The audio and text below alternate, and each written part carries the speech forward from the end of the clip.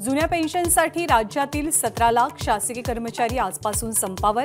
नाशिक आणि छत्रपती संभाजीनगरमध्ये शासकीय रुग्णालयातल्या कर्मचाऱ्यांचं आंदोलन।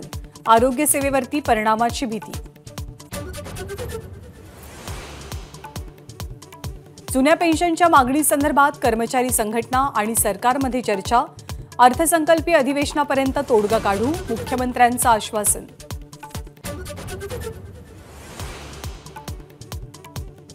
संसदेमध्ये घुसखोरी करणाऱ्या चौघांवर UAPA अंतर्गत गुन्हा। दिल्ली पोलिसांच्या तपासावरती गृहमंत्री। आज दोन्ही सभागृहात निवेदन देण्याची शक्यता।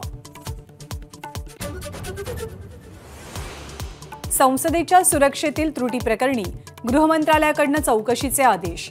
CRPFचे महासंचालक अनीश दयाल सिंग यांच्या अध्यक्षतेखाली समिती स्थापन। संसदेच्या प्रेक्षक गॅलरीमधनं लोकसभेत स्मोक कॅन्डल जाणाऱ्या 6 आरोपींपैकी चौघांना अटक। एक जण ताब्यात, एकाचा शोध सुरू।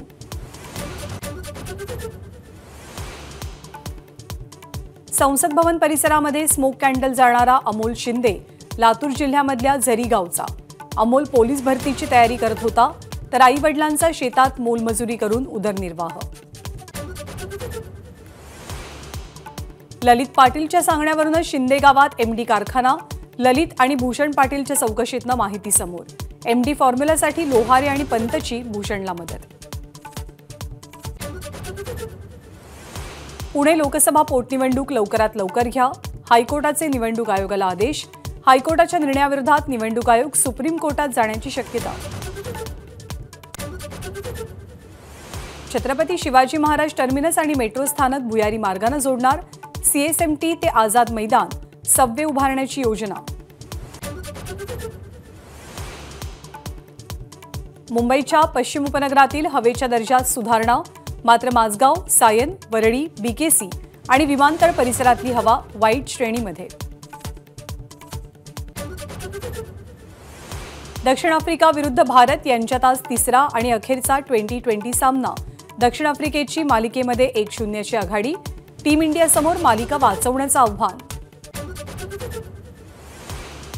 टीम इंडियाचा वेगवान गोलंदाज मोहम्मद शमीची अर्जुन पुरस्कारासाठी शिफारस, तर खेलरत्न अवॉर्डच्या शर्यतीत बॅडमिंटनपटू सात्विक आणि चिराग सुद्धा।